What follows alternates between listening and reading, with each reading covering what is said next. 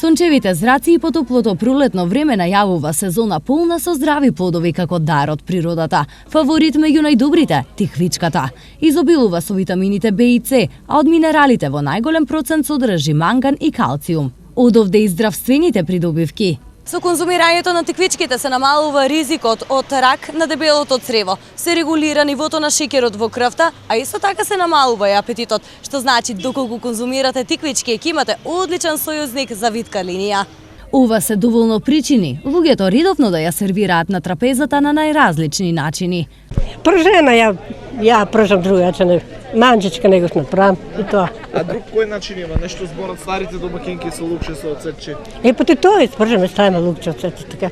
Знамо ти ги пржат на крукчиња, пржени и салата се прави од нив, кога се младички, така да во секој случај се корисни. Тиквички има повеќе видови, а кај нас се користат најчесто помалите, зелени и долги како краставица. Иначе има доста сорти, здрава за храна, не се прска, тоа е најбитно и толку за нас. Која сорта е застапена во Македонија? Па има многу, повеќе сорти има. Која сорта одгледувате? Лореа се вика.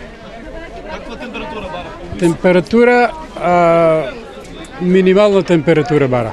Не ќе многу жешко. Па отприлика од 15 до 25 степена. Она што малкумина го знаате дека тиквичката всушност е овошје, а не зеленчук, како што многумина мислат.